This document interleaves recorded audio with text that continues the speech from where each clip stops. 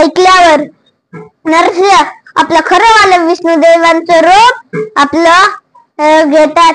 म्हणजे आपण कोणत्या पण देवाची तपस्या केली तर आपल्या मनातलं काम आणि क्रोध निघून जातात. जसं भक्त प्रल्हादच्या मनातलं काम आणि क्रोध निघून गेले. हेच अभंगाचे दुसरे चरण.